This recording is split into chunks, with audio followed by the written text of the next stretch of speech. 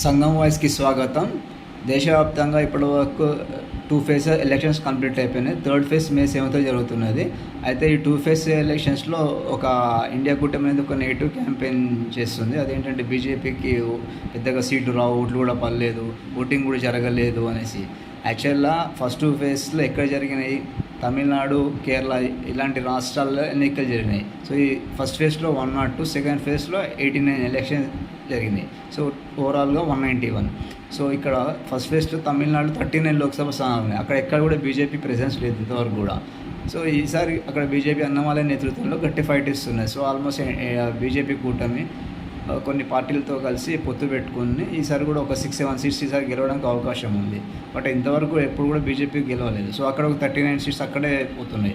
Second ఫేజ్లో ఎక్కడ జరిగింది? కేరళలో జరిగినది. కేరళలో ఒక 20 లోక్సభ స్థానాలకు మెజారిటీ జరిగింది. అక్కడ ఎప్పుడు కూడా బీజేపీ గెలిచిన దాఖలు. సో అలాంటి చోట్ల ఈ 2 చోట్ల ఎలక్షన్ జరిగినాయి. సో ఈ 2 చోట్ల ఆల్మోస్ట్ 59 లోక్సభ స్థానాలు ఎన్నికలు జరిగింది. సో అలాంటి చోట్ల బీజేపీకి ఓట్లు రాలేదు, సీట్స్ తగ్గిపోయినాయి, బీజేపీ మీద వ్యతిరేకంగా ప్రచారం చేస్తున్నారు. సో ఓటింగ్ కూడా జరగలేదని అంటున్నారు.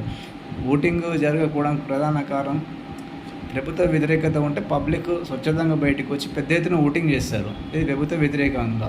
బట్ ఈసారి అలా జరగలేదు. పబ్లిక్ ఆల్మోస్ట్ 64% వరకు ఓటింగ్ జరిగింది. So which is good sign for BJP. So BJP ఖచ్చితంగా గెలవబోతుంది.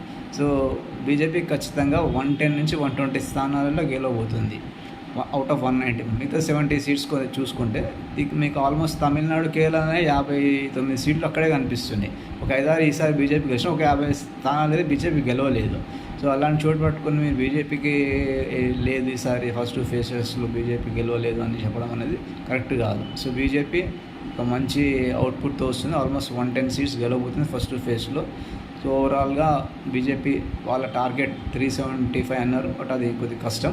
320 వరకు బీజేపీ గెలవబోతున్నారు. జై హింద్.